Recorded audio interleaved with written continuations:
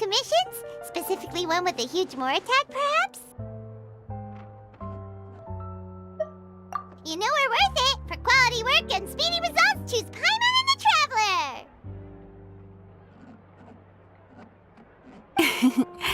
It's always a pleasure to see our two most avid adventurers again. Looking for the next challenge, I see. Actually, we do in fact have a rather urgent commission that is still open. Having read the details, however, I don't believe you'd consider it to be lucrative. Don't worry about that. We were just kidding. So what's the situation? To put it simply, the requester is looking for a temporary replacement actress for their musical. The original cast member ran into some issues and is currently unable to perform the role. But the troupe has also been experiencing some financial difficulties, so unfortunately they cannot afford to pay the replacement actress. That does sound like a tricky situation. So basically they're looking for a volunteer? That's right. Our adventurers reached out to many actresses, but none of them were willing to take the job. There are only a few days left until the performance. If they can't find someone in time, they'll probably have to postpone the show. And delays tend to create all sorts of new problems. Got it. Oh, this one's a doozy. What do you think, Traveler? Any ideas? Even if we took the commission, neither of us have any experience starring in musicals. If you're interested in helping, why not start by having a chat with the requester? He's right over there. Maybe you can't fill the role yourselves, but you might be able to help him figure out another solution. Maybe there's something he hasn't thought of. Oh, it's that guy, huh? No wonder, he looks like he just ate a sour lemon. Paimon approves! Let's go! Hello there! Are you the guy looking for a new actress? Wait, I know you two! Are you really willing to act in my musical? Wow, sounds like we're pretty famous in Fontaine already. But to answer your question, neither of us have any experience in musicals. But we heard that you're in a bit of a bind, so we figured we could at least try to help you think of a solution. Ah, I see. It's okay. I knew that asking for a volunteer was a long shot. If we can't find someone to step in, we'll have no choice but to cancel the show. It would be such a shame. That's the thing. We're not some high-profile theater troupe, just a group of amateur enthusiasts. All our sets and props are very crude. We're grateful enough just to get an audience, never mind ticket fees. If we had a way to make this profitable, things might have turned out differently. But now, it looks inevitable that we'll disband. Disband? You're splitting up the troupe? Oh, I guess the lady at the Adventurers Guild didn't tell you? Yeah, this is supposed to be our final show together as a troupe. One last show. And after that, we go our separate ways. So we were really hoping to end on a high note. Nobody wants things to just fizzle out. Not after all the time and effort we've invested into it.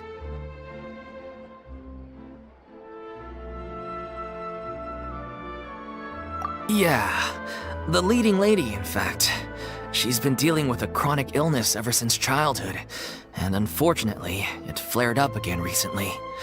It really drains all her energy, so she's in no state to perform. The show just won't be the same without her. But for everyone else's sake, I still hope we can find a way to hold the performance on schedule. Got it. We have a clearer picture now. Let's see if we can come up with any ideas. What if we sponsored the show? Traveler, how much more are you carrying? Please, there's no need to go that far. I wouldn't feel right asking such a huge favor, and I can't promise that we'd ever be able to pay you back.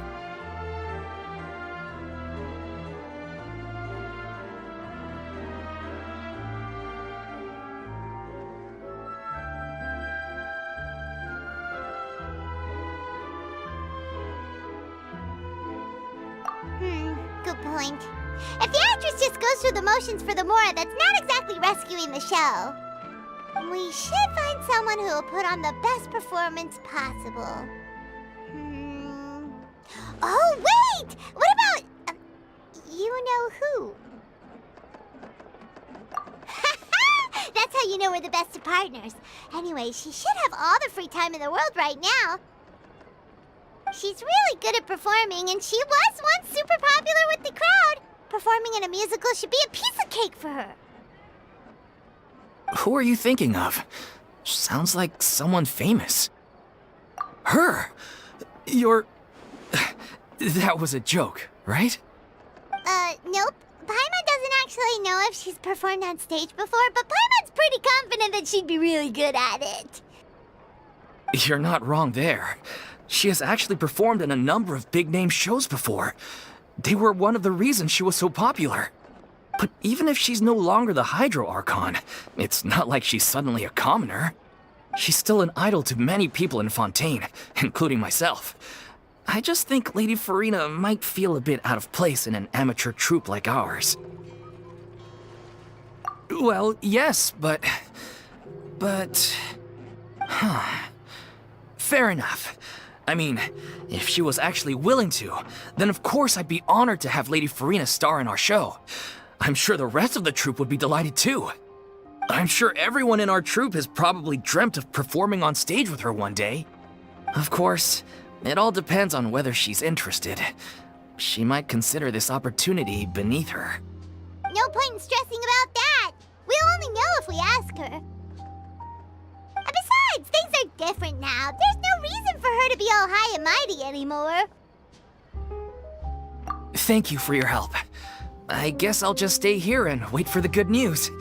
Good luck. Wait, where does Farina actually live nowadays? She used to live in luxury at the Palais Mermonia, but she's, moved out, right? As it happens, I have her current address here. I can provide it to you. Ooh! When did you get here?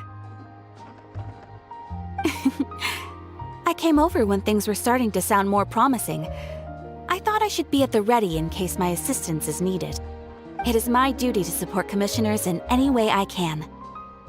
Thank you, ma'am. Thank you so much. Well, now that we've got the address, we'll go find Farina. Back in a jiffy.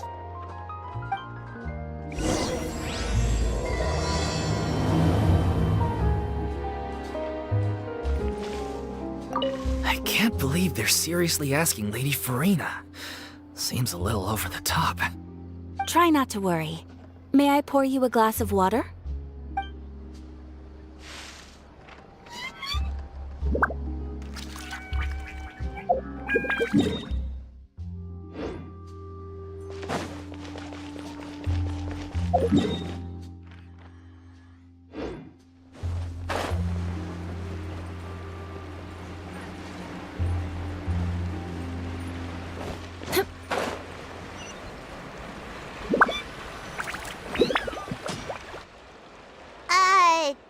Did Catherine really give us the right address? She lives here?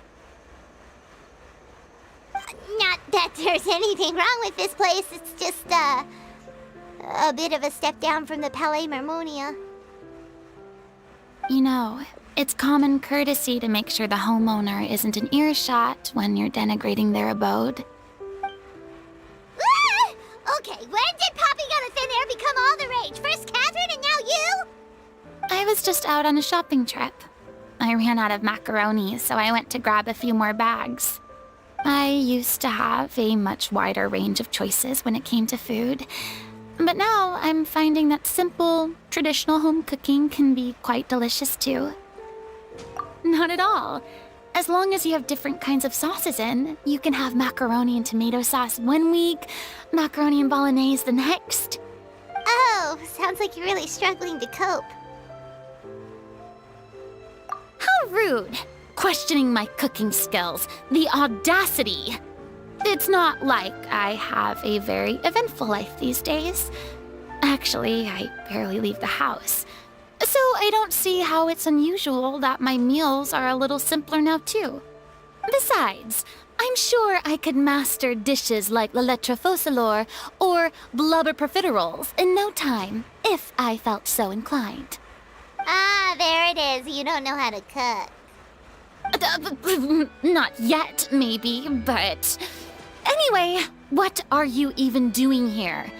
I do hope you didn't come here just to ogle at my fall from grace. Let me first be clear that I'm not taking guests at this time. So if you're just here to clown around, then please be on your way. Shoo! Sorry! We're sorry! Please don't be mad! Yeah, exactly! What the Traveler said! Paimon wasn't trying to make fun of you. Hang on a sec, you weren't exactly holding back either. My help? Well, maybe you're forgetting that I'm no longer the mighty Hydro Archon. I don't even have a vision, you know. Don't worry, it's nothing that serious. It's just very specific, and you're the one with the power to help! Oh? Well, if that's the case, then fine. I'll spare you the lecture about your attitude just now.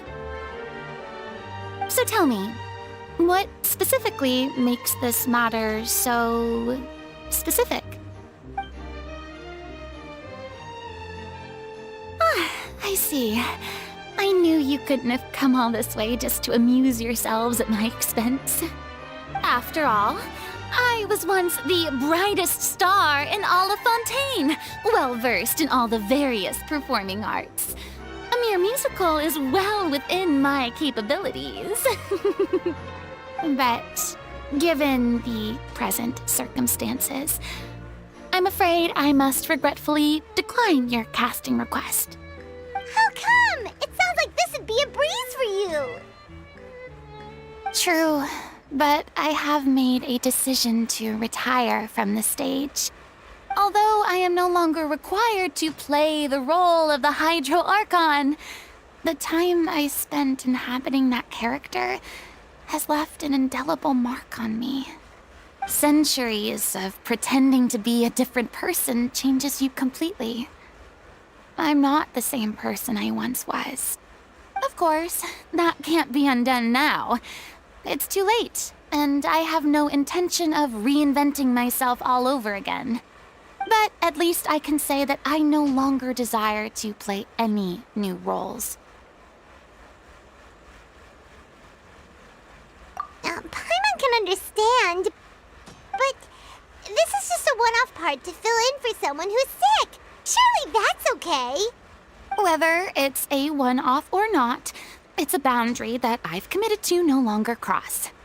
If I make an exception to the rule now, I'm just leaving a back door for myself, which would be the same as not having a boundary in the first place. So I'm not going to perform, and that is that. Okay, guess there's no convincing you. Well, is there anything else we can do to help out the troupe? Otherwise, they'll just have to disband without any fanfare. Do you know any other actors who might be interested in the role? Nope. Short and to the point, okay. I've never been great at maintaining relationships. Besides, anyone I've ever worked with probably couldn't wait to get rid of me. Since I'm just an ordinary person now, they'll probably just laugh in my face if I go asking them for help. True, but I mean, could you even blame them? I show up out of the blue, begging and groveling for their help with a show they won't even get paid for? Oh, no way. I'm dying from embarrassment just thinking about it. Nope, not happening. Well, is there anything else we can do? This performance really means a lot to the guy we're working for. Have I not made myself clear? You're barking up the wrong tree. I don't want this job, nor do I know of anyone else who would. Sorry. I didn't mean for that to sound so harsh. I wish I could help, really. But if I thought I had the answer to this problem, I would have said so by now. It's all right, Farina. Paimon just wanted to make sure we tried everything. Oh, everyone in the troupe will be so disappointed. Yeah, I guess that's all we can do now. All right, then. We'll see you around, Farina. Toodaloo to you too. I'm going home to take a rest now.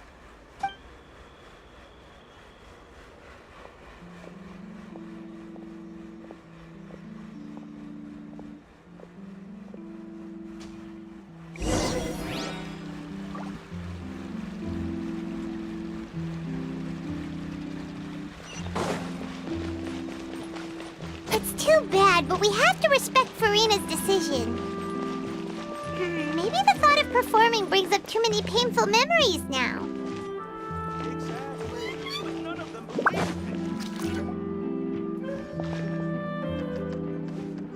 Huh? What's going on? Are they arguing?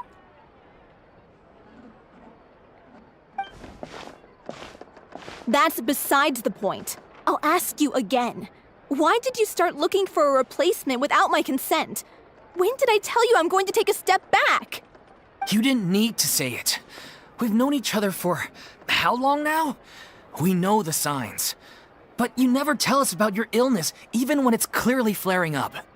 And that gives you the right to make a decision on my behalf? Shortly after you left, the troupe's lead actress came to the Adventurers Guild. She believes that she's healthy enough to perform. Excuse me, but can you both take a moment to discuss something else for now? The adventurer assigned to your commission has returned. Sorry, I was just dealing with a little misunderstanding. So, how did your conversation with Farina go? Sadly, it's a no from her. We tried to persuade her, but she wasn't having it. She doesn't want to play the role for personal reasons. I see. Well, circumstances have changed a little, so maybe that's not such bad news after all. You see, our leading lady has just informed me that she's well enough to make it to the show after all. Staging the musical with the full original cast was always the dream, of course. Oh, right! Sounds like everything worked itself out then. Yeah, she'd be livid. We'd get the scolding of a lifetime. Jeez, is Lady Farina really so harsh with people? Only joking, calm down. So, guess we can consider this case closed now, huh? Despite the fact that we failed to complete the commission, we were still racking our brains for ideas on the way back here.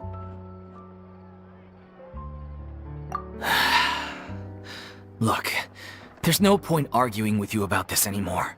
You've made yourself very clear, so I'll stop looking for a replacement. This is the last chance we have, though. If your illness flares up again, there won't be time to find anyone to replace you. So, are you absolutely sure you'll be able to handle it? The whole team is putting everything they have into this final performance. We have to make sure it goes ahead. Yes, I'm completely confident.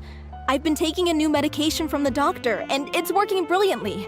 I'll definitely be able to tough it out until the performance day. I share everyone's desire to commemorate all our years as a troupe with a proper farewell show. So the last thing I want is to be left out. Every one of us thinks of this troupe as their home, myself included. You're right.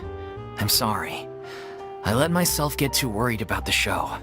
I should have asked for your permission first. All's well that ends well. Sounds like the show will go on. Sure.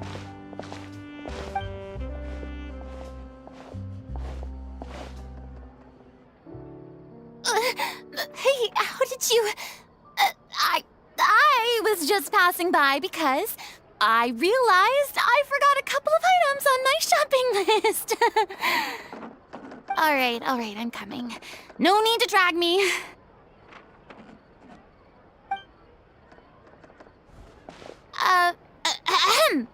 Hello, one and all. I couldn't help but overhear your conversation just now. Farina? Didn't you say you were gonna take a rest at home? What are you doing here? I was just ever so slightly concerned about the situation you mentioned. Yes, a teensy bit concerned, that's all. When you came to talk with me earlier, I jumped right to explaining my position and said some strongly worded things. And all before I even had a full grasp of the situation. Anyway, I just feel a bit bad about how it went down. I'm sorry, Paimon. take any of that personally. You really have a knack for asking the most uncomfortable questions, don't you? I felt very sheepish, having had a change of heart after flatly refusing you. And then, to make matters worse, you caught me. But in any case, it sounds like the issue has already been resolved. Yeah.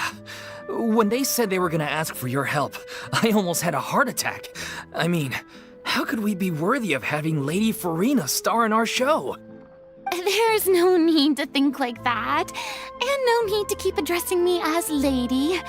Just Farina is fine.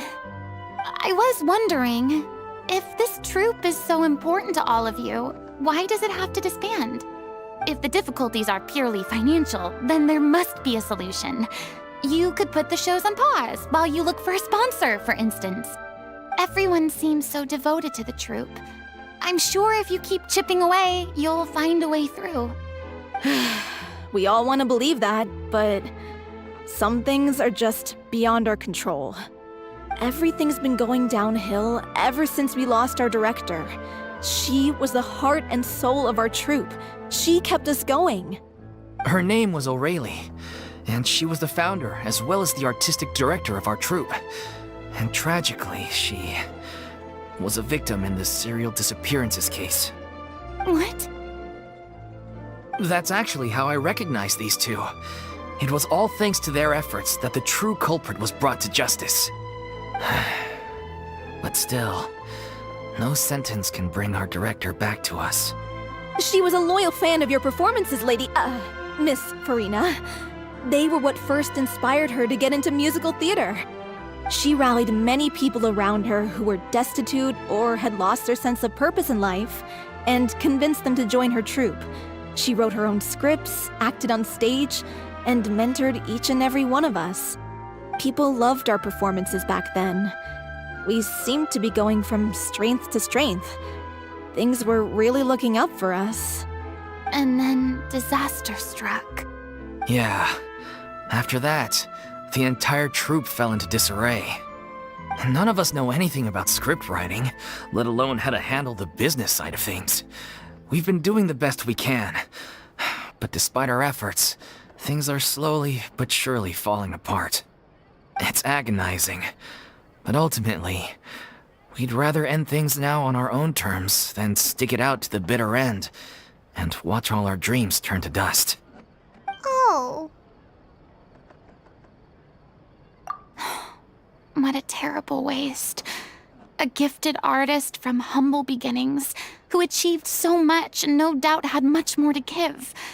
And then her life was so cruelly taken. I suppose it's fair to say then that this final show, besides being your farewell to the stage, is also your final gift for her? Yes, exactly. We all miss her terribly. Well, good thing I followed the traveler here. After hearing this tragic tale, I can no longer stand by and do nothing. Farina. I know what you're thinking, but I by no means plan to cross the boundary I've set for myself. Besides, they're no longer looking for a replacement anyway. I can, however, provide some artistic guidance from the vantage point of a highly experienced audience member. But only if you feel this is something that would help, of course. Oh, most definitely. We'll take any guidance that you can give. We unfortunately don't have any budget for a consultant, though. Will that be a problem? I don't need any compensation. All I'd ask in return, if you're willing, is that you tell me some more about the life and work of your late director. Something I've begun to realize since my departure from the Opera Epiclese is that there's a lot you don't see when you observe everything from on high. The law only judges criminal behavior and does not weigh human emotion. The court's verdict can settle the question of criminal liability, but what about all the unresolved emotions of the parties involved? What happens to them? An interesting answer. But if you ask me, I think all emotion shall ultimately return home to the heart and slowly settle with the passage of time. Take, par exemple, how this troupe pines for their late director. Things such as this I have never witnessed before, and so I should like to observe, perchance to understand. Still a fan of your old dramatic monologues then, huh? You just want to get back in on the action, don't you? No. This is a completely different situation. Pearls before swine. The name's not Swine, it's Paimon! Would you be willing to join me? Come on, take a break from adventuring to listen to a story. Thank you all so much. Our director was a huge fan of Miss Farina's performances, as of course we all are. Alright, follow me. We'll go to our usual practice space. Please excuse the size. It's a little on the smaller side.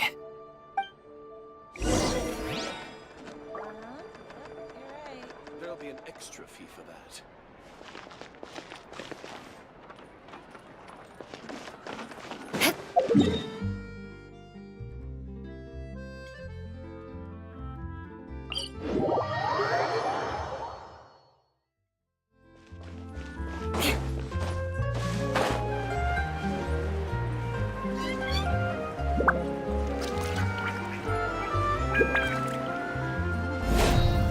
More speed.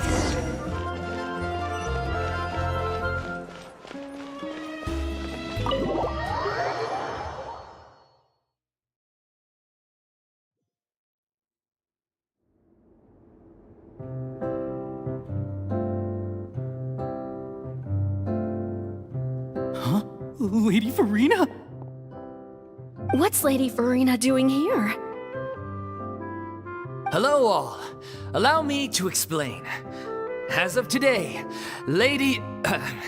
Miss Farina will be supporting our production of The Little Oceanid in the role of artistic consultant. These two over here are the ones that made it possible. They kindly reached out to Miss Farina on our behalf. I'm sure they need no introduction. You bet! That was the trial of the century! You helped bring our director's murderer to justice. We can't thank you enough. Oh, please don't mention it. We're just here to join in on the fun. So, you were saying The Little Oceanid? Yeah, that's the name of our final show. It's an unfinished script left behind by our director. One of our greatest regrets is that she never got to complete it. So, if we can bring it to the stage and make it a successful show, we can all take some solace in that. Wait, but if it's not finished, then...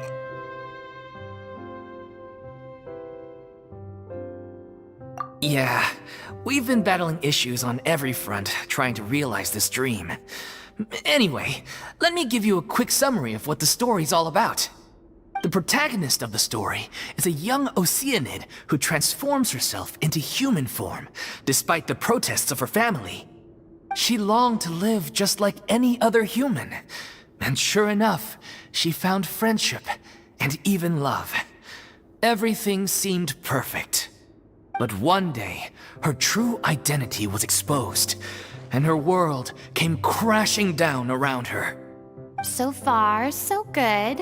A classic tale. What happened after that? That's one of the issues we've been trying to deal with. Unfortunately, this was as far as the director got with her script. We need a proper ending so we can bring this musical to the stage. But people have different opinions on which direction to take it in. We still haven't decided between a happy ending or a true-to-life tragedy. By true to life, you mean the director's sudden disappearance? Yeah, like they say, truth is stranger than fiction. But then there's the question of whether we really want to use the stage to pass our raw pain onto the audience. Exactly. A lot of the time, people come to watch a show just hoping for some light entertainment. We have to consider their emotional stake in this, not just our own. And one last thing. We're still waiting on confirmation from two of our main actors. The first is Paulo, who plays the protagonist's lover. He's locked himself away to focus on writing an ending for the script, but the deadline's passed and we still haven't heard from him. The other is Villemont, who plays the main antagonist. He took the director's death pretty hard, hasn't set foot in the city since. He did write to us, promising that he'll be there for the final performance, but we haven't seen or heard from him since. So we're not really sure what to make of that. Although, now that we have Miss Farina helping us, maybe we should take the opportunity to get everyone back together. What opportunity? What do you mean? Maybe you're unaware, but your name has always been like a rallying cry for us. Our director was constantly singing your praises. All of us look up to you as a role model. Oh, stop! You're making me all flustered. Although, not in a bad way. I suspect the reason they're dragging their feet is that they have their doubts about whether the show will really go ahead, considering all the issues you've been facing. But one by one, all the obstacles are being removed. Now is the time to rally the troops. Makes sense. Okay, priority number 1, let's check in with Paulo and see where he's at with the ending. He went back to Poisson a few days ago, said that staying in a friend's home might help him to relax and escape the feeling of isolation. I thought the last thing his friend would want right now would be to take visitors, given that Poisson was flooded not too long ago. But I guess it's the opposite. A friend in need and all that. Yeah, maybe he could use some company. Poisson? Nothing. I suppose my presence will be indispensable if we are to restore his faith in the show. So, allons-y. To Poisson!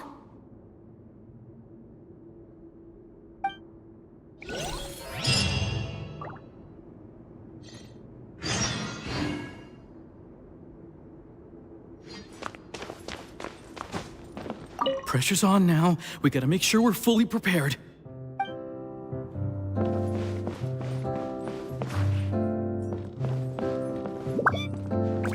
Pressure's on now. We gotta make sure we're fully...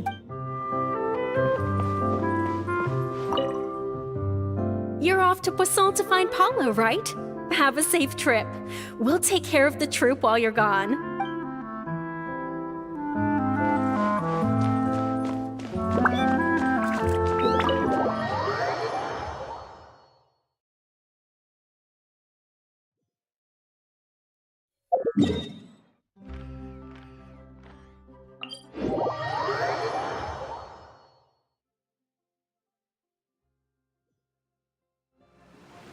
Time to scout.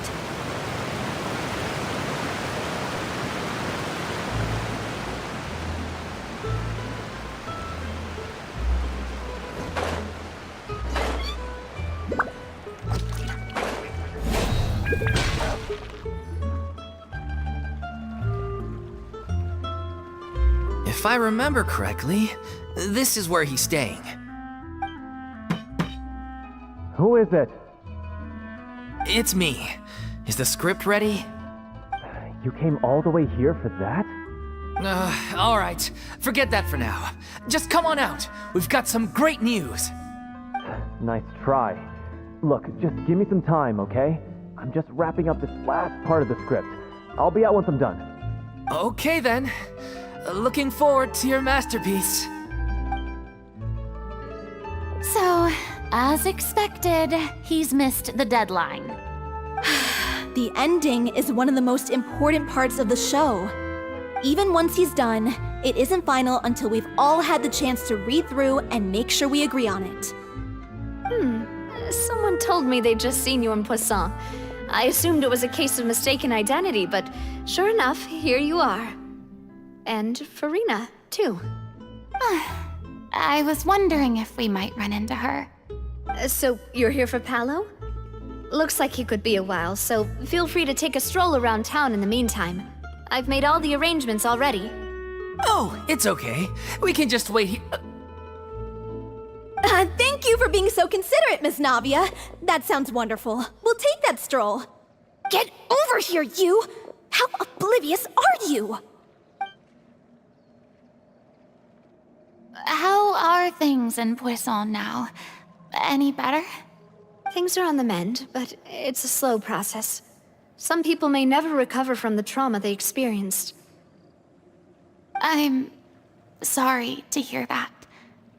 I wish there was something I could do.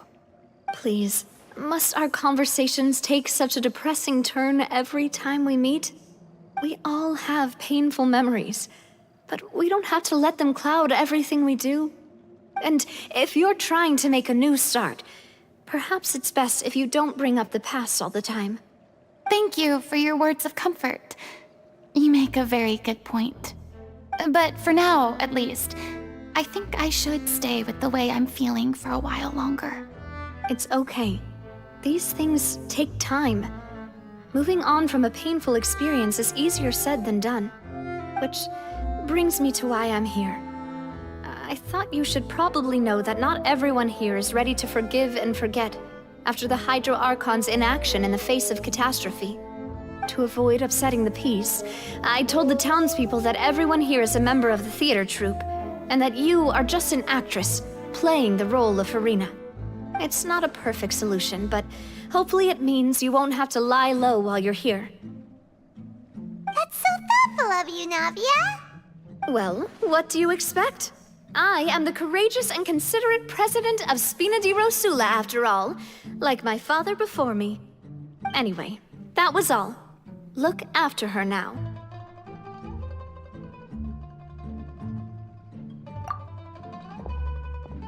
Off we go then. Let's take a look up there. I don't have any friends that I can be frank and honest with, so maybe she's right. You're the closest thing to friends that I have.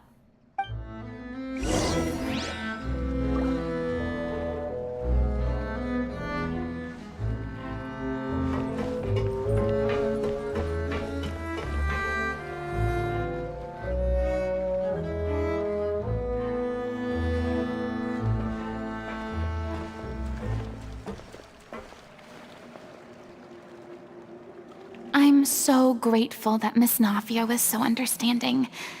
To be perfectly honest, I didn't know if I was ready to meet her. It's always easiest to just run away from your problems.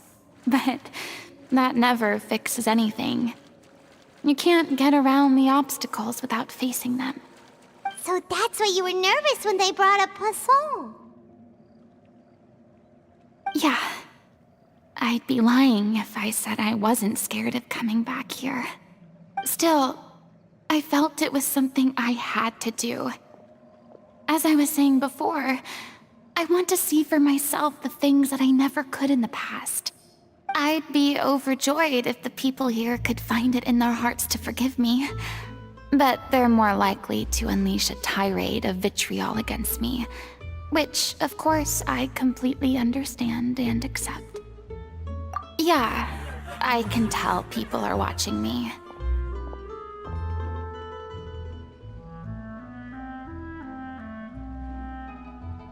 I'm sure some people here see the idea of someone coming to Poisson dressed as the Hydro Archon as extremely disrespectful. I used to be terrified of the gaze of other people, especially when they had suspicion or resentment in their eyes. I guess I wasn't quite ready for this after all. I'm not surprised you're making yourself go through all of this. I can't let myself see only the things I want to see. How would that make me any different from before? Look! There seems to be a crowd gathering over there. Probably time we made a move. How about we check out Spina di Rosula's ship? We should have a view of the whole of Poisson from there.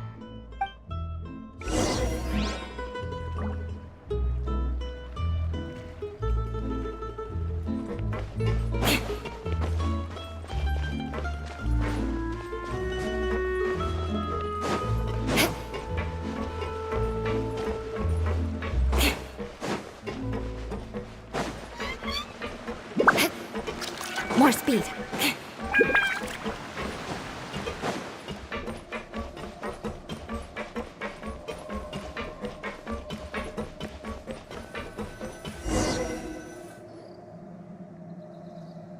I'm sorry.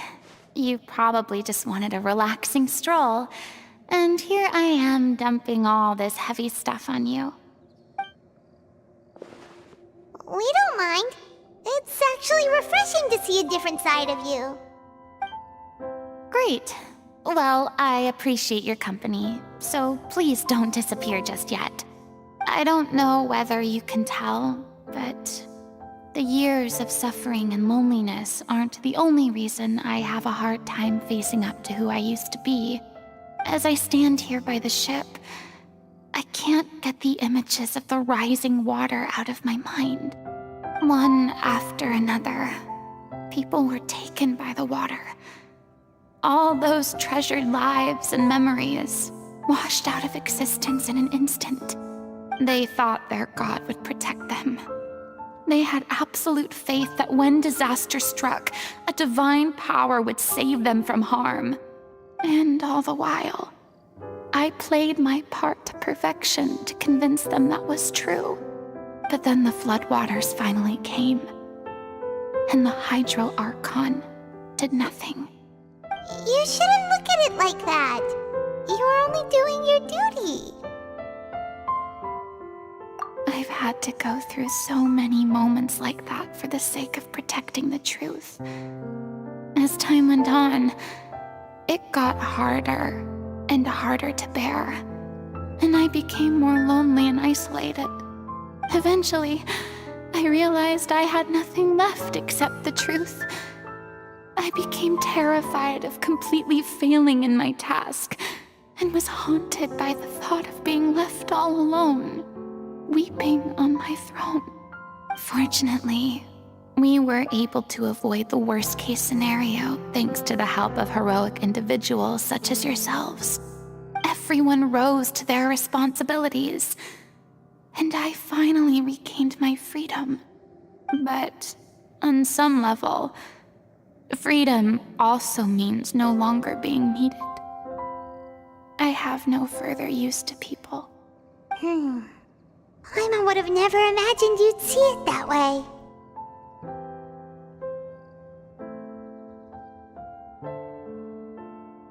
A reward?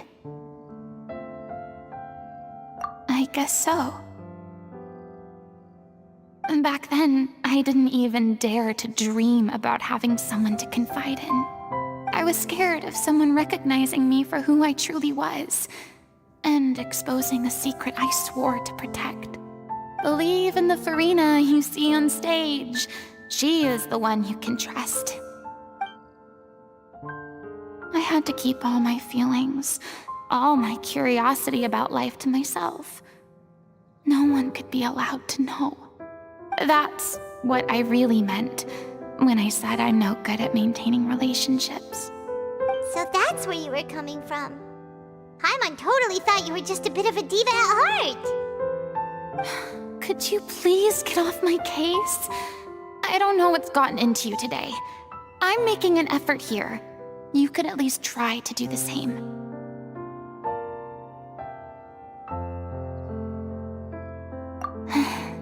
I do. I once had nothing but the truth, and now I'm finally free to live my own life again. And even though I have no idea where I'm going right now, at least the choice is in my hands. All right, it's about time to head back. Paulo should have finished the ending by now. Sure! Okay, let's head back and check it out.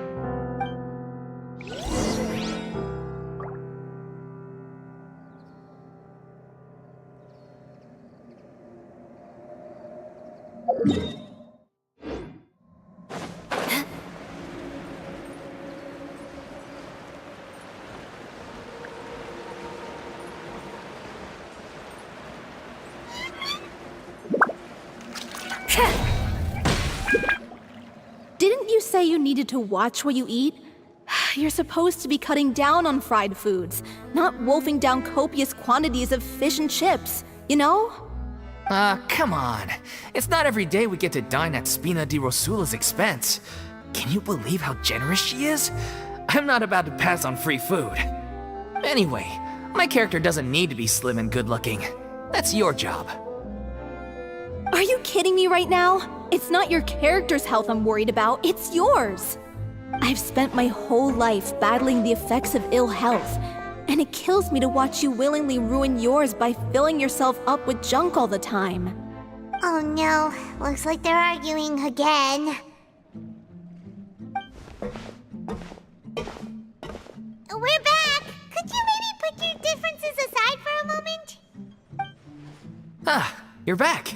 We've been enjoying Spina di Rosula's VIP treatment in your stead. Paulo's nearly done. We shouldn't have to wait too much longer. Great! So you were discussing your characters, right? We heard she's playing the Oceanid who turns into a human girl. What about you? Me? I'm an Oceanid too. He was originally supposed to take the form of a crane, but he outgrew that role. Well, the costume at least. So now he's playing the boar instead. Sorry. The boar's not a bad character, actually.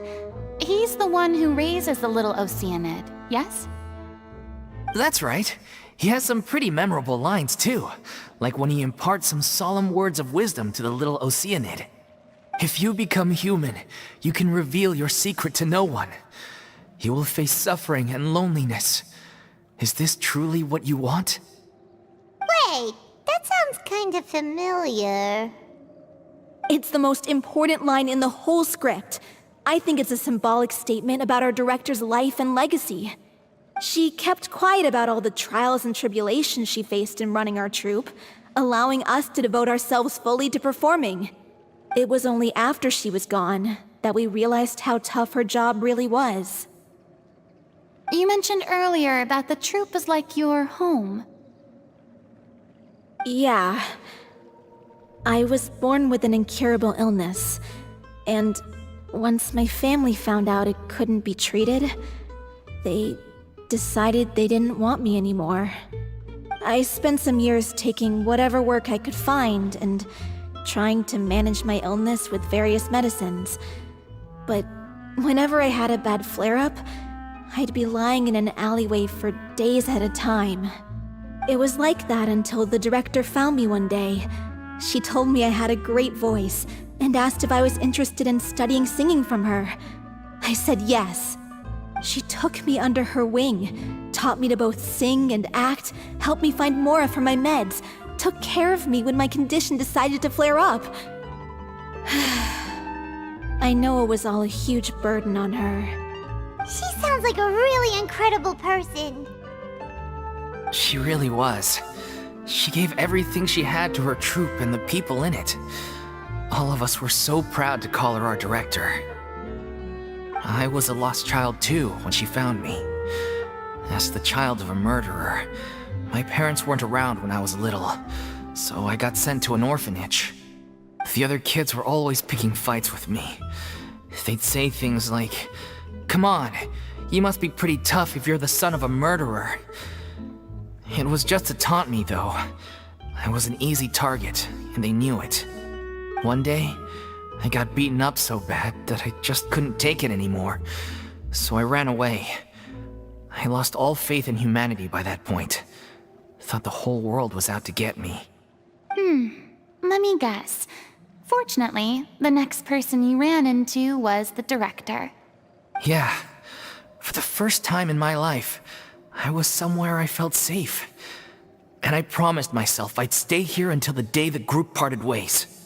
The day you hoped would never come. How times change. Oh, you're finally done? Get your butt over here. There's someone I need to introduce you to. This is our new artistic consultant, Miss Farina. Farina? The Farina? Oh my god, how did you manage to wrangle that? Please, the honor is all mine. I was profoundly moved to hear about your troupe and your wonderful director. I just wanted to do something to help. Same here.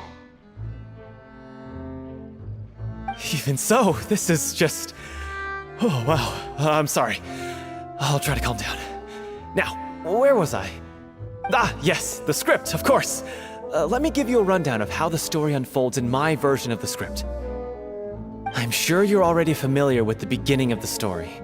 A little Oceanid decides she wants to become a human against the wishes of her family. She finds love and friendship in the bustling city. But then, disaster strikes. The people start to notice that all the fresh water in the surrounding area is slowly disappearing. The soil is becoming arid, plants and flowers are withering, and the people begin to panic. The little Oceanid, Cleo, and her lover decide to do something about it and investigate the truth of the matter together. In the end, they discover that all the waste and pollution created by humans over the years has caused the fresh water to flee the land, as if driven by a consciousness of its own. Consciousness? You mean the water is sentient? Water as a conscious entity. There's actually quite a few stories that explore this theme. Since the little Oceanid is a water spirit, she immediately understands how the water is feeling. She then tells her lover about her true identity, as well as the truth behind the crisis. Her lover accepts her for who she is, and works with her to find a way to bring the water back. However, unbeknownst to them, there were some people eavesdropping when she revealed her secret. The little Oceanid is accused of being directly responsible for driving the water away, and faces the greatest dilemma of her life. And then? In the end, she makes the brave decision to sacrifice herself to save her lover, and the rest of humanity. Huh? But didn't they all treat Cleo like a villain? Why would she want to save them after that? Well, she mainly wanted to save her lover, plus everyone who'd stood up for her. Through her love for her human partner, she was able to find an even greater love, one that extended to all of humanity. Surely the biggest strength of Cleo's character. There's actually something else that bothers me. You know the protagonist is supposed to represent the director, right? And she never had the chance to become a hero in our world. If we're serious about dedicating this show to her memory, we should make the ending as true to life as possible. What about if the little Oceanid is hounded to death by people who hate her, her lover makes sure her secret never gets out, and humanity continues down the path to extinction? That sounds like too cruel of an ending to me, and perhaps a little irresponsible to present to the audience. That ending would be a perfect mirror to Director Aureli's death, both arbitrary and meaningless. On the day when she went missing, Director Aureli had instructed us all, somewhat out of the blue, to leave the court of Fontaine and wait for her outside the city. We waited and waited at the rendezvous point, but she never came. By the time we returned to the city, she disappeared without a trace. We looked for her. The Gardamex looked for her, but she was nowhere to be found. Increasingly, all the signs seemed to point to her being the latest victim in the serial disappearances case. The director was the kindest soul in the world, yet she was senselessly sacrificed for the sake of a so-called experiment by someone who had nothing to do with her at all. But doesn't the way she suddenly told you to leave the city suggest that maybe she had some sense of what was about to happen? It almost seems as if she was moving you to safety. I've been trying to follow up on that ever since, but all my efforts so far have turned up nothing. Villemont might know something, but he won't open up to me. Villemont? The one who's playing the role of the villain? Yeah. He's been overwhelmed by grief. I think the director's death hit him hardest of all. Grief? Guilt, more like. Also, I have a hard time imagining that anyone took it harder than me. Because, well, speaking of the play being true to life, I was deeply, madly in love with Aureli. What? You kept that one quiet. It's time to be upfront with you all. No more keeping secrets from each other. We'll never be able to agree on the ending if we can't be honest about how we feel. I did tell her how I felt once, but she turned me down pretty much straight away. She said that we were all like brothers and sisters to her, and she never considered us as potential romantic partners. Not that it came as a shock or anything. It was what I was expecting to hear.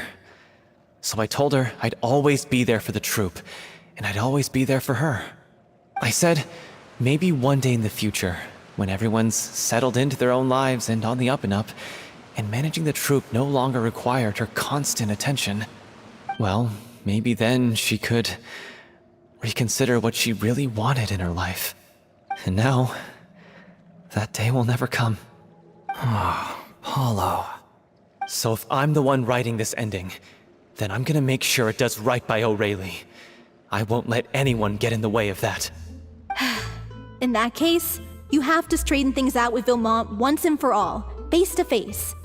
We've all had our differences of opinion over the ending, but those two have never seen eye to eye on anything. One of them has to compromise if we're ever going to reach a final decision. Well, if that's where we're at, looks like it's time to go visit Vilmont. Are you ready to face the truth? Honestly, I'm slightly terrified. But for the sake of our final performance, I'll do whatever it takes. Funny you should ask, though. You really do get what I'm going through right now. I certainly do. Come on, everyone. Allons-y!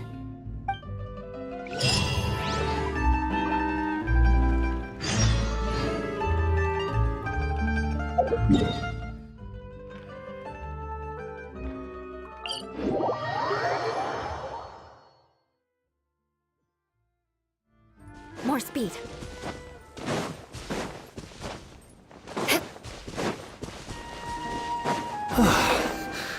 This is tough going. Delphi, are you sure you can manage in your condition? I could ask you the same question. Try to keep up.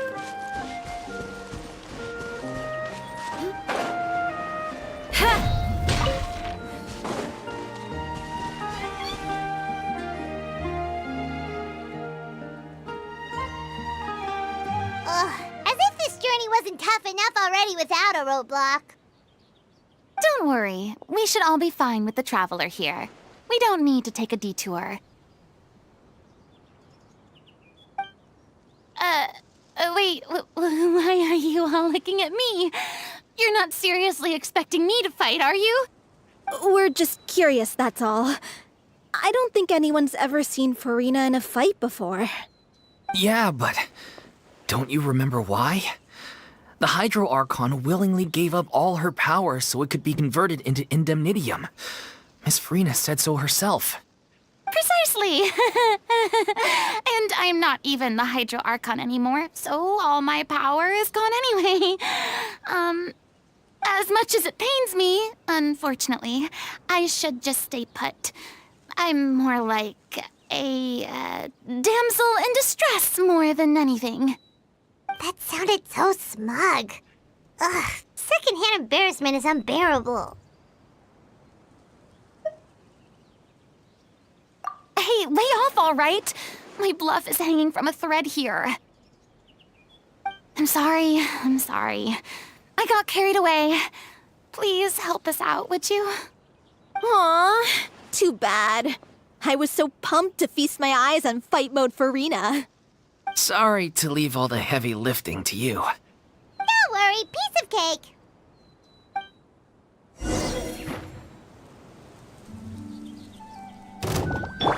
Everyone hold hands. Allow me. Hold high.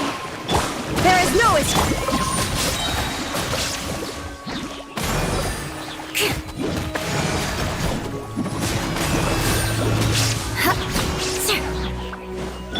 I see everything. Now you shall perish.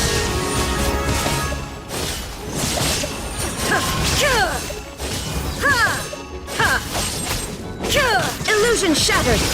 This may hurt a little. Shudder. Bravo! Good show! You certainly live up to your reputation. Yeah, thank you. Anyway, the path is cleared now, so onwards and upwards.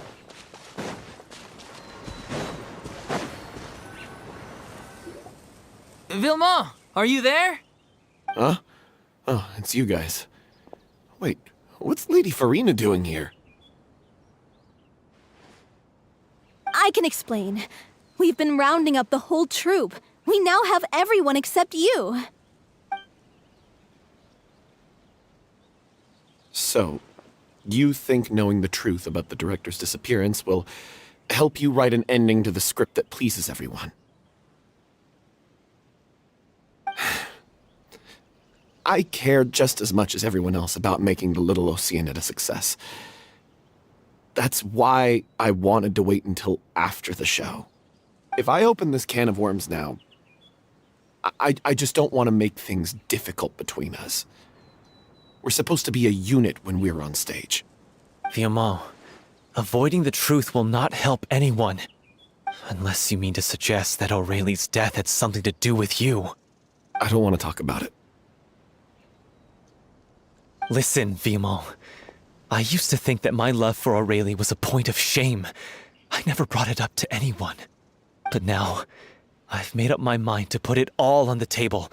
I'm prepared to face everything, to sacrifice everything for the sake of the show. The Little Oceanid cannot be complete unless we do justice to Aurelie on an emotional level. This is why people think of you as not being the smart one. As you all know already, the troupe was kept afloat not from ticket sales, but donations from the audience. Of course, that was nowhere near enough. We took on side jobs when we weren't performing, but even then, the troupe's financial situation was pretty dire. So, anyway, one day after a show, a merchant came to me and offered us a huge sponsorship. In return, we just had to provide the audience with their drinks during performances. It seemed like a win-win, so I said yes to it on the spot without consulting the director. It was only when the merchant came to deliver the goods that I realized the drink in question was synth. Isn't that the drink peddled by the culprit behind the serial disappearances case? I freaked out when I saw the boxes. And I told the director everything right away. She was completely shocked as well. But she didn't reprimand me for making the decision without consulting her. Instead, she contacted the merchant and stated that the troupe could not agree to this collaboration. The merchant was furious, berated us for going back on our word, and threatened to sue us for damages. The amount was astronomical. There was no way we'd be able to pay. And then? I was going to sort it on my own, but the director stopped me. She said that this was an issue for the whole troupe and it wasn't my fault. But things only got worse from there. The synth merchant just wouldn't let up, and then suddenly the director told us all to leave the city one day. I knew then that things must have reached a boiling point. I admit this whole thing was my mistake. I didn't dare to tell any of you the truth back then, and after the director disappeared, I was even more afraid to say anything. Yeah, I got Aurelie killed. There, I said it. Happy now? Hey, don't say that. You traitor! You knew Aurelie was in danger. Why in God's name didn't you tell us? What do you mean, you were afraid? This was a life and death situation. We could have saved her! How could you be so stupid? Please, try not to get too worked up. Yeah, listen to him. You need to stay calm. Stay calm? How can I stay calm? This guy got Aurelie murdered! She was the love of my life! And he has the gall to try and high-road us, claiming that he kept his mouth shut for the sake of the show! How about taking some responsibility for what he's done? All I can say is I'm sorry. Truly. I wanted to apologize to everyone in the troupe, but that won't bring back the director. What good is my apology now? I'm just a coward who made an awful, terrible mistake that I can never take back. Beat me up if you want. Kill me, if you prefer. It's what I deserve. End my life. So I can meet the director and apologize to her in person. Get out of my sight! Go! Get lost! I don't ever want to see your face again! That's enough! You've screamed and shouted at each other for long enough. Now pipe down, both of you! Can you stop conflating the show on stage with your real-life relationships in the troupe? You keep saying that you want to use this final performance to pay tribute to your director and celebrate her life. How can you do that if you're just using it as an excuse to vent your own emotions? You're right. I'm sorry. On stage, the lead role is the focal point of the audience's attention. And you're all used to seeing the director as the heart of the troupe. But in her own life, her greatest desire wasn't to be the center of attention. I can tell how much she loved you all, and how much she loved the troupe. What she wanted was to build a warm home for all of her brothers and sisters. To shield you all from the storms that rage in the world outside. That's how you should remember her. And that's what you should be celebrating. I understand why you're trying to make her the hero of the story, but isn't she your hero already? After everything she did for you? Yeah. So think hard about what that means. And then think again about what you hope to achieve by arguing with each other. If you really hate each other and can't reconcile your differences, then you could just call it quits now. Why bother with the final performance if the group is already fractured? But you can't bring yourself to do that, can you? You care too much about Director O'Reilly and the home she built you all to let go. What are you laughing at? I don't see what's so funny. Sorry, I didn't mean it that way. It's just that, for a moment there, it felt like our director was back with us again. If she'd seen Paulo and Villemont at each other's throats like that, she would have scolded them exactly like you did, in that same stern voice. Really? But she sounded like such a gentle person. Of course she was. Even her harshest lectures came from a place of kindness, and it showed. She really was a truly outstanding person. What you said, it really puts everything into perspective. I'm truly sorry. I really meant for this to be a genuine apology, but I ended up making it all about me and my self-pity. It's all right. Let's save all this for after the performance. So, the ending. What are we gonna do about it? Clearly, everyone needs to take a step back for now and reflect on what really matters. When emotions are running high, things get lost in the fray. The end of the story needs to focus back on O'Reilly herself. She's the true star of the show.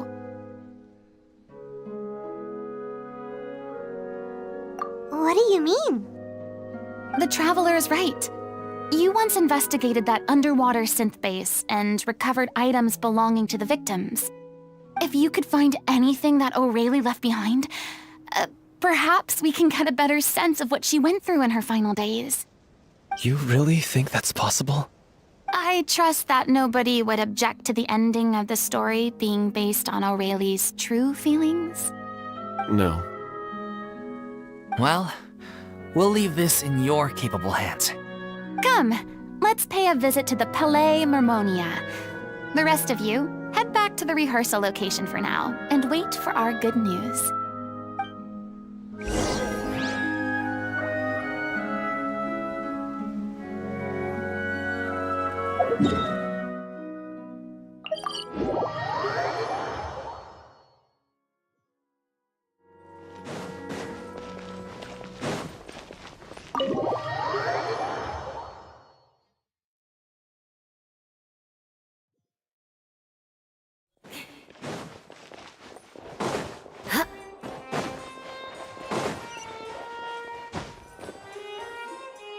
You want to review some recovered items connected to victims of the serial disappearances case? But, that case has been closed for quite a while now. Still, since you were the ones who discovered and submitted the evidence in the first place, you don't actually have to submit an application. Okay, please hold on. I'll have someone dig them out.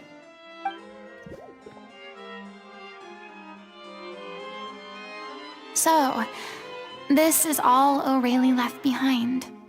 Just whatever she was carrying on her person and this tattered old notebook. Hey! It's full of script lines! And sketches too! Looks like they show where the different props should be placed on stage. Let me take a look. Maybe there's something in here from after she was kidnapped. Aha! I found something. To whoever discovers this diary. Let's see.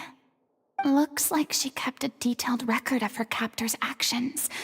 She even mentions the truth behind the experiments on dissolving young women. If we'd had the chance to examine this notebook carefully back then, it would have been a conclusive piece of evidence proving Vacher's guilt. Vacher took so many lives. It's still so unthinkable how many victims he had. I guess O'Reilly must have written all of this down in the hope that her records would one day be of use to investigators. Wait, it cuts off. Her handwriting here gets patchier and more illegible by the line. She probably didn't have much strength left. Her final words are... I'll let you read them for yourselves.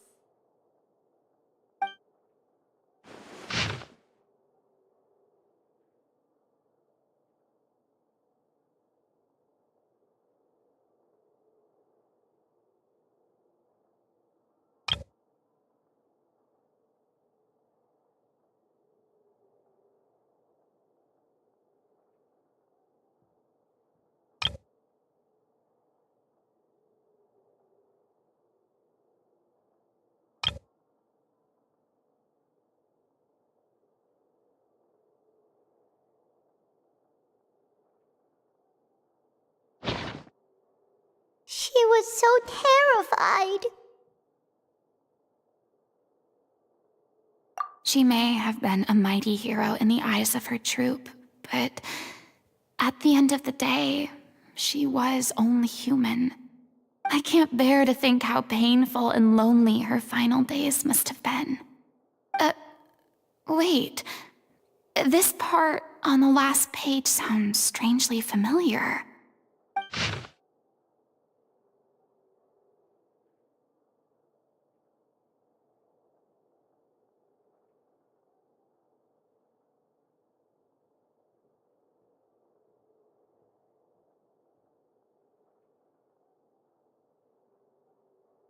If you become human, you can reveal your secret to no one.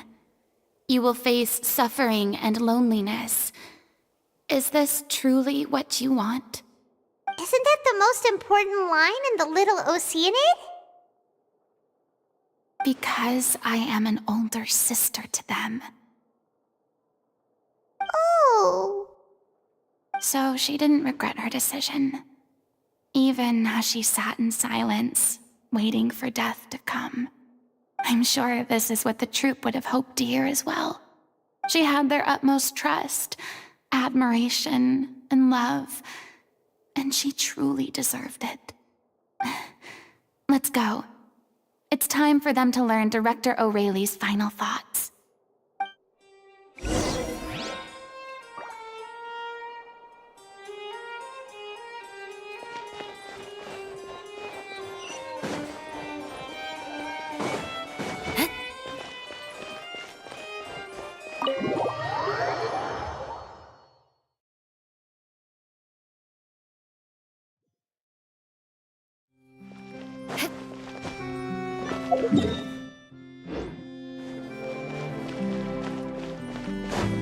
Time to scout.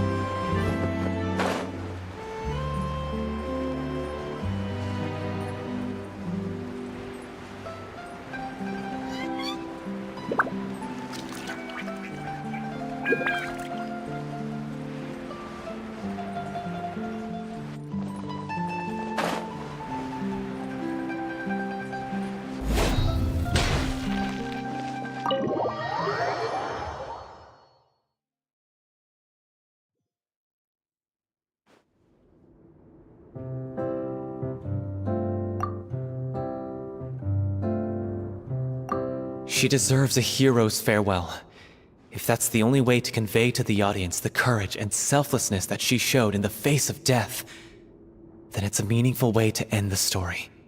Even in the last moments of her life, she was still leaving a trail for others to follow. She did her best to protect as many people as possible, even if it meant sacrificing herself. We know what choice our little Oceanid would have made now. I don't think any more discussion is necessary. Well, Vilmont, if we put the past aside for now, do you think you can bring yourself to go ahead with the show? I will channel all my regret and put it into my performance, to make this a show worthy of our director. I won't ask for your forgiveness, and you don't need to worry about my feelings. This final farewell show should be about Director Aurelie and her alone. Then it seems like we've reached a consensus. I have a feeling that this will turn out to be the most mesmerizing performance of your lives. Really?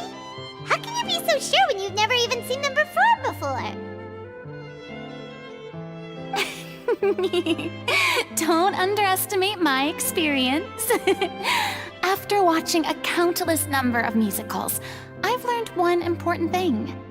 If you want to move the audience with your music, you must fully commit and immerse yourself in your role, pouring all your emotion into your performance. And aren't human emotions, love, hate, regret, and hope, just the most mesmerizing things in this world?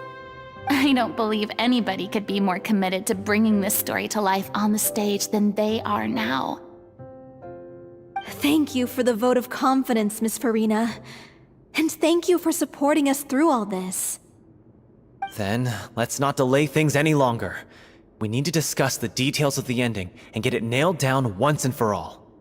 Actually, before that, I'd like to make a proposal. During the curtain call, please allow me to use the director's name instead of my own. Huh? But then... After all, this role was originally meant to be played by the director. I'm just filling in for her. Besides, a role commemorating her life should be associated with her name. Well, if you're sure you're okay with that, I have no objection to it.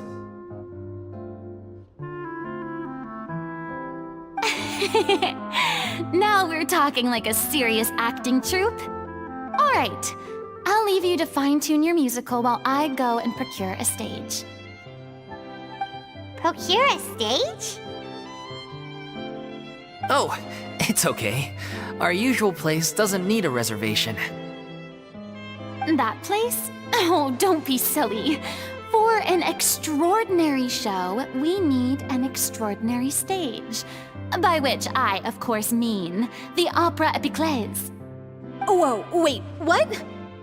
No. That's never going to work. It's far too fancy for the likes of us. What are you afraid of? Surely you don't think that Aurelie's story is unworthy of the grandest stage in Fontaine. No, that's not what I meant. It is supposed to be your grand finale, right? I have no problem with it then. How about the rest of you?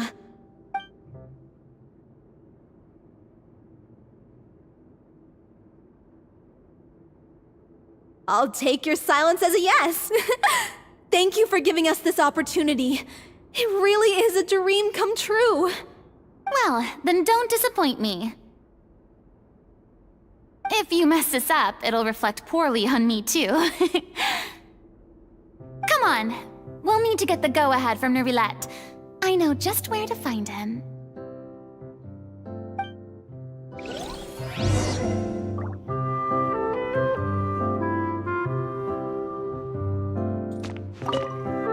First Miss Farina, now the Opera Epiclese? If only the director was still with us. Hey, come on. There's no point in dwelling on that now. We have a lot of work to do. Yeah, you're right. Now's not the time to get all melancholy.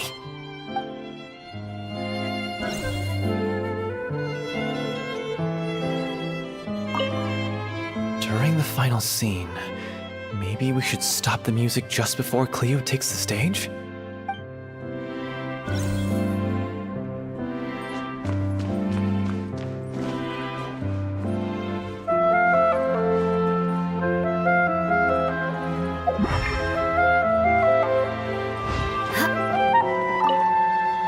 Best of luck to you.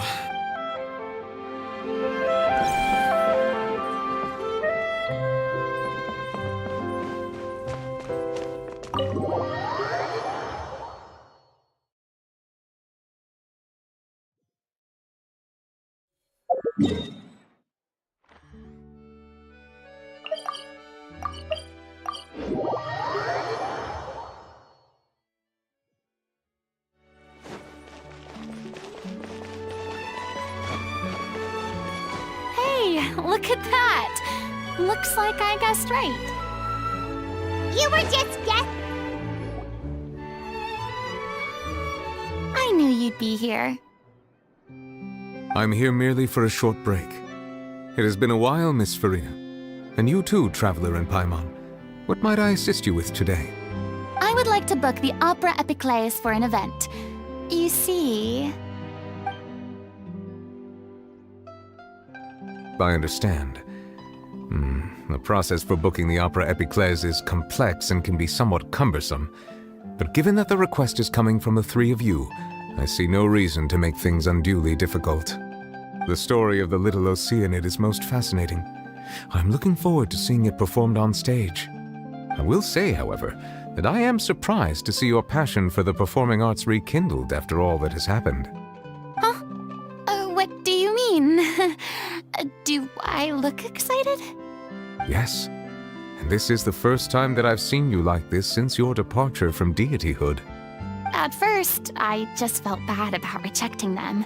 So I wanted to learn a little bit more about their situation.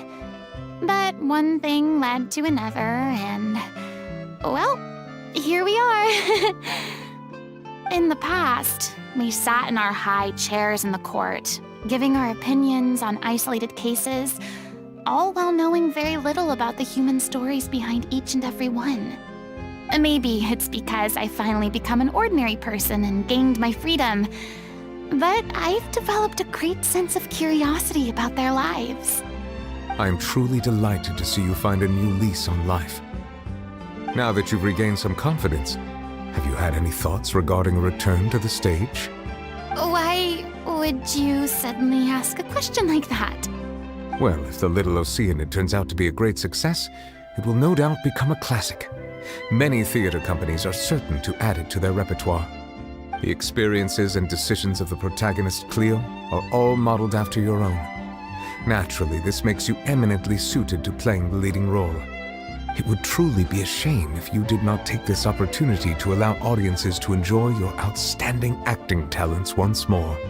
Haven't I already made myself clear? I won't act or perform in any role ever again. No exceptions. Nor do I think it is any great shame. There is no lack of fine actors or inspirational stories, either on or off the stage. This experience is a case in point. I feel like I've learned a lot, and it has already been well worth the price of admission. I must admit, though, I'm a little envious. They're quite fortunate to be able to bid farewell to their past in such a magnificent manner. I see.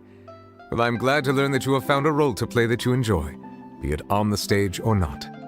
I sincerely hope the show will serve as the grandest of finales. I will have my staff book the date and mail the relevant paperwork to the troupe once the details are confirmed.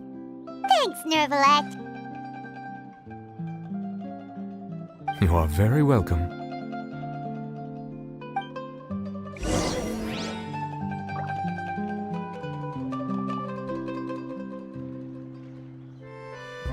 Many people were once enthralled by Lady Farina's performances, myself included.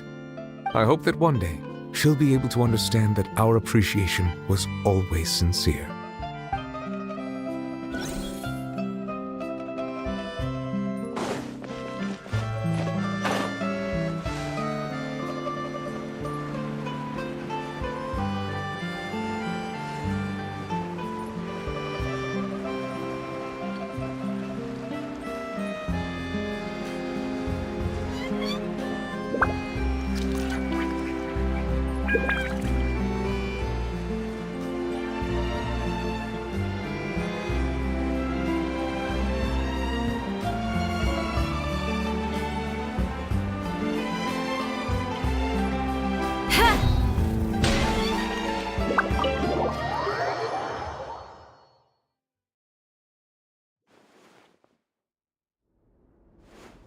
news, everyone. It's done. The Opera Epiclese is booked. Thanks to my eloquent and impassioned speech, Monsieur Neuvillette was moved to provide us with a fitting stage for this special performance. We've had to fight every step of the way for this opportunity, but we now have all of the ingredients necessary to stage a truly spectacular performance. A touching story, a magnificent venue, and last but not least, a passionate and dedicated cast.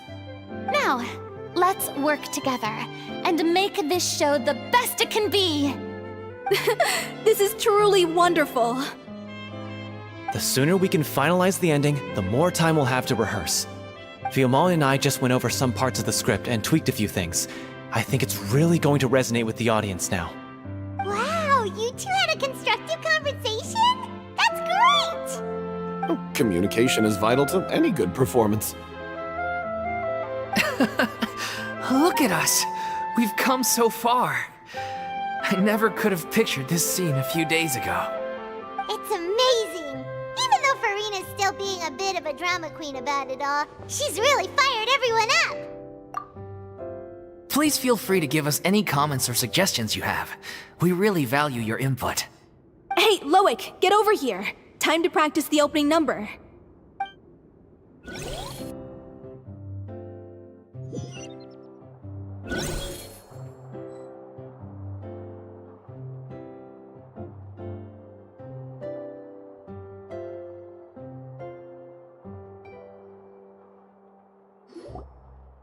Cursed Cleo. She stole the waters of life from us. She's a fraud, and she must pay for her crimes. This has nothing to do with her. The ignorance and hatred of our people is to blame.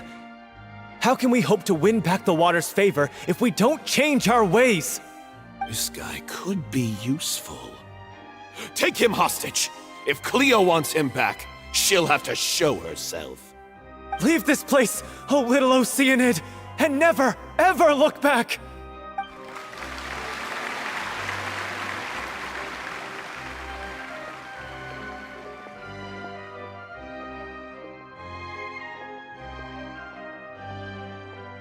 Everyone's really throwing themselves into their roles. I haven't seen such a fine performance in a long time. If only... What should we do? It's almost time for her to take the stage! Why? Why does it have to be now? Hey, what's going on? You're due on stage any second now. Oh no, not again. But why? What about your new meds? Did they stop working? They've been getting less and less effective over time.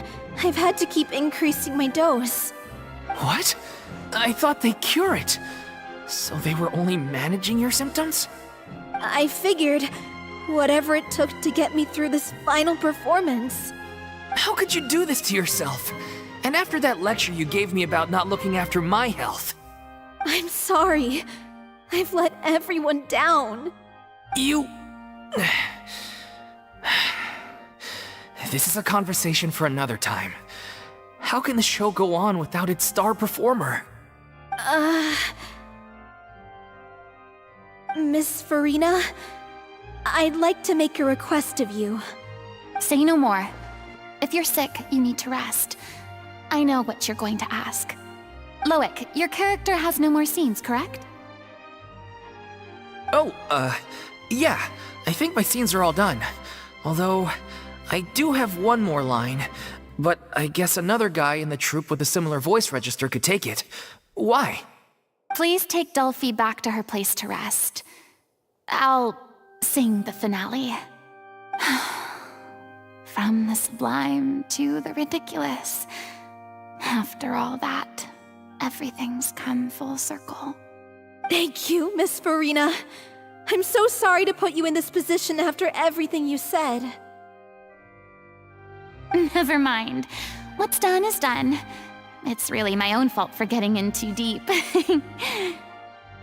No one likes regrets, myself included. Leave it to me. I've watched you rehearse so many times that I've learned Cleo's part by heart. I do not doubt your acting skills, but please allow me to ask just one more question. After all, this show is dedicated to the life and legacy of our director. What, in your opinion, is the reason Cleo shines so brightly? It's her pure heart. Despite all the pain and loneliness she had to endure, she never once stopped believing in the beauty in this world. Well said. I leave Director O'Reilly in your hands.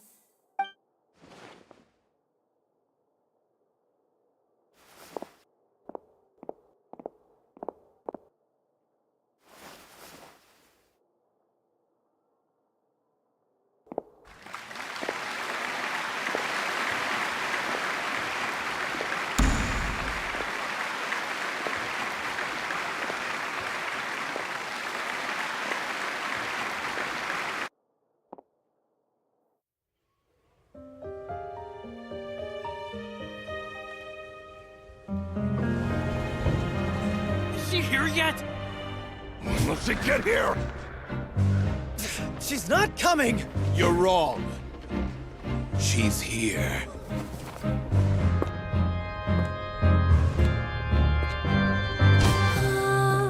Si je pouvais vivre dans l'eau, le monde serait-il plus beau? Me pardonneras-tu, ô chère mère?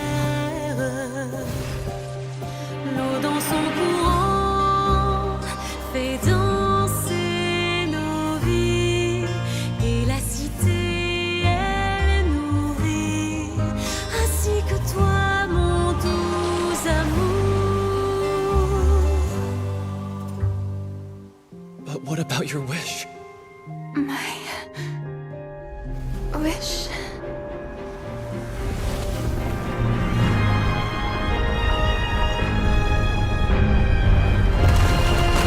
If you become human, you can reveal your secret to no one. You will face suffering and loneliness. Is this truly what you want? Le grand amour ne suffit pas, seul un adieu fleurira.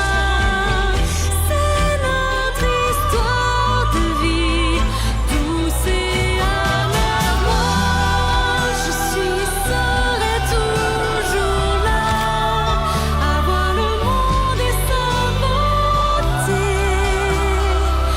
Et ça ne changera jamais, jamais.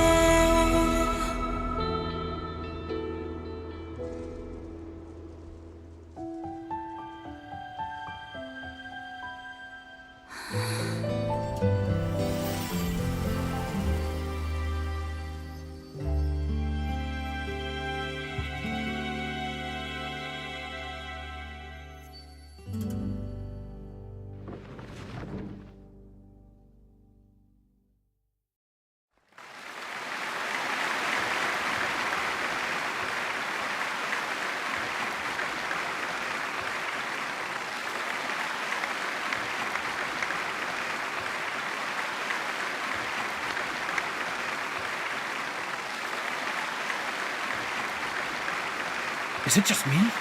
Or was that Lady Farina on the stage just now? She hasn't been seen for a while now, and she just appears out of nowhere? Gotta say, though, her acting skills are as superb as ever. The Little Oceanid, Cleo, played by Aurélie Fumont.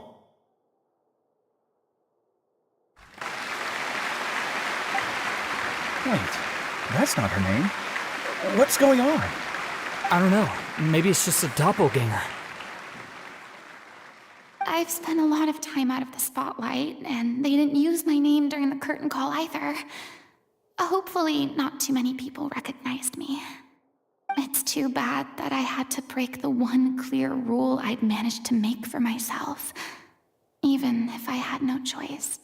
Still, I have to admit that, despite everything, It felt good to be back on the stage again. Finally, we would like to give a special thanks to our artistic consultant and event coordinator, Miss Farina. Hey, that's not what we agreed on.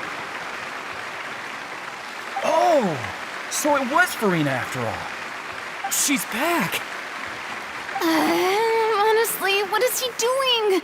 He should have run that by me first. All right, calm down, don't be mad. This was a group decision. We just didn't want your contributions to go unacknowledged. After all, it's been the rule in Fontaine since ancient times that everyone's work, visible or invisible, is equally deserving of recognition. Yes, I know the rule, but it should still be applied on a case-by-case basis. I wasn't ready for this yet. It's no big deal. What's the worst that could happen? Oh, yeah? Well, since you think it's so easy, you can sign them for me. This is a great chat and all, but can we talk about that crazy thing that happened during the show? It nearly gave Paimon a heart attack. Paimon flew over to where she was supposed to be and was about to drop the prop vision, and then suddenly, a real one popped out of thin air! Oh, that. I've got no idea what happened there either. But hey, it worked pretty well, didn't it? I'll bet the audience has never seen such a realistic prop. Wait, what about Dolphy? I wonder how she's doing. Oh, let's go check on her as soon as we finish clearing the stage. Yes. Plus, she'll definitely want to hear how the end of the show went. If nothing else, we can safely say that we accomplished what we set out to do.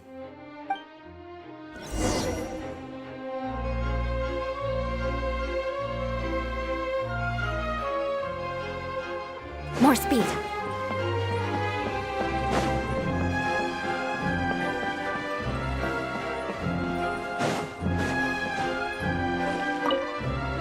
Did anyone see where Miss Farina went? Oh, I want to get her autograph, but I can't find her anywhere.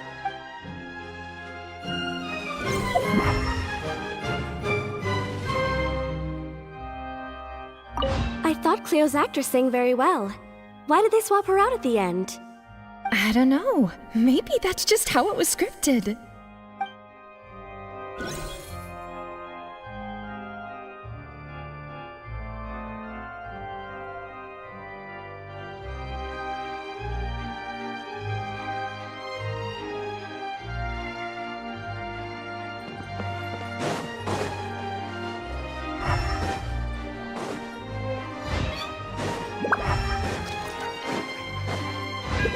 I wasn't expecting such an incredible performance from an amateur troupe. They didn't seem out of place on the big stage at all. Yeah, their technique could use some polish, but the performance in general felt very believable. Hit all the right emotional notes. I think it'll stay with me for a while.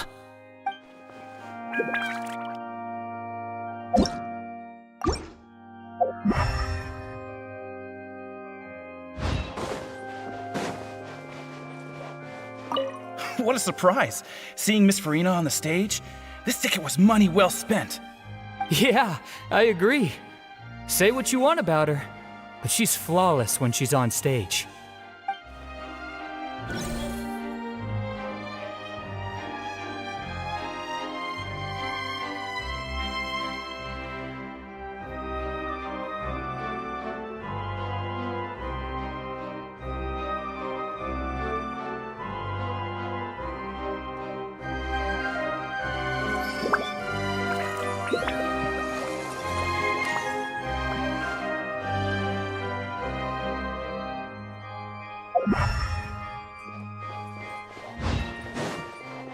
More speed.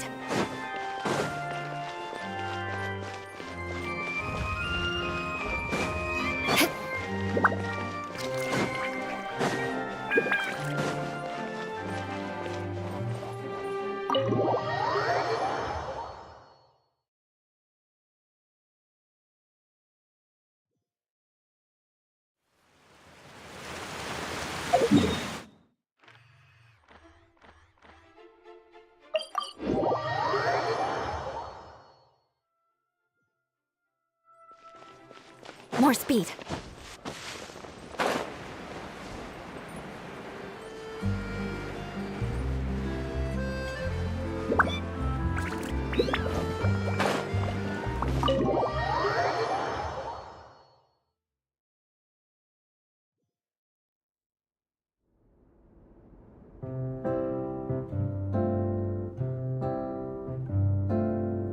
Ah, you're back. She's doing okay. Her condition stabilized after taking some of her original medication. From experience, though, I'd say she still needs a few more days of rest. How did the performance go? Was it a success? Did the audience like it? You'll be glad to know it was fantastic! Also, you're not gonna believe what happened while Farina was on the stage. You'll probably be able to read all about it in the Steambird first thing tomorrow morning. That's wonderful. I'm so sorry I failed to see it through to the end. I guess I was wrong to try and tough it out to begin with. No, don't worry about it. Like they told me after announcing my name during the curtain call, everyone's work deserves recognition. Even though you couldn't see it through to the final scene, the audience was very impressed by your performance. It's safe to say that you made your mark on this memorial show. Well, one way or another, we did it. I've had bad luck ever since I was born, so I never expect things to go smoothly in life. I'm just happy to know that we went out on a high note. That's all that matters. Blaming your bad luck again, are we? Maybe if you didn't push yourself past your limits so much, your illness wouldn't be flaring up all the time. Oh, don't you start. I don't have the energy to argue with you right now. Aw, you two clearly care a lot about each other. I don't know what you're talking about. You mean we never stop arguing with each other?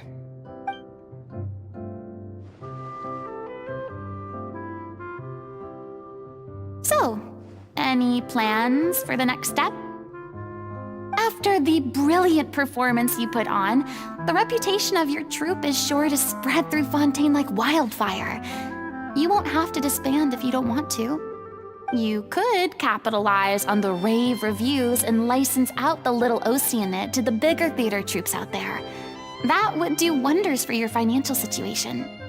No, we should still disband. Yeah, it's what we all agreed to. After all that's happened, I should give you guys some space. But maybe our paths will cross again one day. Hey, don't just walk off!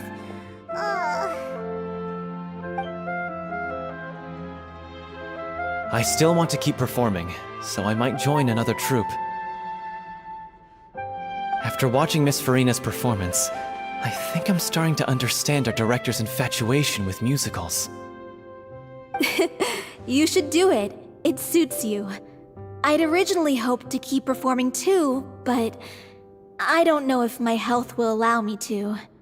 Oh, so now you finally got your priorities in order. I guess I'll hold off until you've properly recovered as well. What about you, Miss Farina? Any future plans? Well, frankly, I think a return to obscurity is no longer an option for me. I'm sure a slew of consultancy requests will hound me wherever I go, until I finally acquiesce. You rather sealed my fate there with your special thanks at the end of the show. Sorry. It's quite all right. No need to apologize. What I meant to say is that this whole experience has shown me that perhaps I'm not as averse to a return to the stage as I'd previously imagined. Maybe Nervillette was right. Maybe Cleo is the right role for me. I still don't wish to pretend to be someone else, but I do have a desire to express myself. So, maybe the show will go on for me after all. Yeah, There was once a time when I was an actress in a masquerade, seeking only to hide the truth. But from now on, I want to spend my time learning real stories about real people and how they touch the lives of others around them. I want to watch them blossom and wither, see them refined on the page, retold on the stage, and remembered long into the future. I'm sure this is what captivated director O'Reilly as well. Sounds like you're ready to stop running from your true calling. The more you get out into the world, the more you'll discover what a fascinating place it is. Then it's a deal. If a vision is a gift from the gods, then I should do my best to honor it.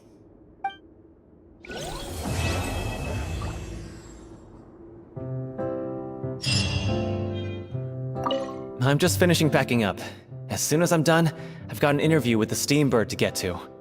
Thanks to all your help, this show was more perfect than we ever could have hoped for.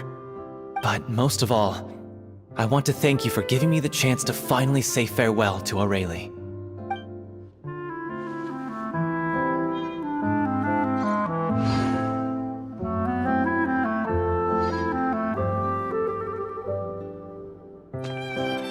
I mean, of course I have some regrets, but There'll be plenty of opportunities in the future for us to tell the stories that we want on stage.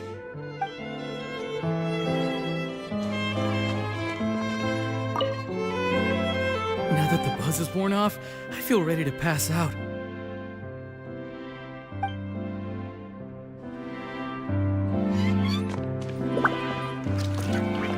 Thank you so much. I feel like I've rekindled the passion I had when I first joined the troupe.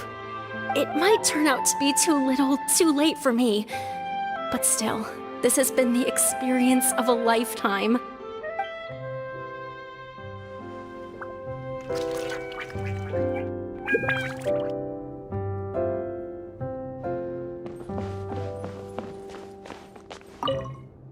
It's ironic to think that in my whole time as a god, I could only ever dream of receiving this kind of power. And now that the gods have given me their blessing, it actually feels more like I'm finally able to take my fate in my own hands. Is that how humans feel about it as well?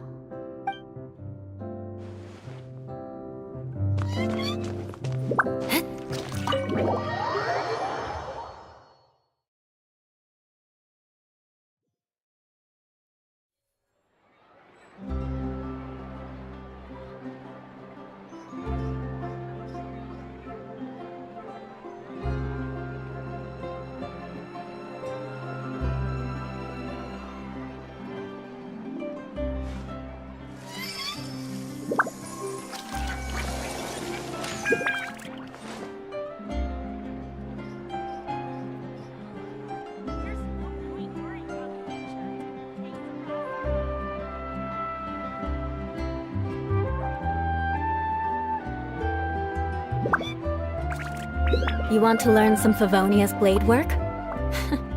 Alright then, I'll teach you. Oh yes, I'll teach you alright. Mark my words.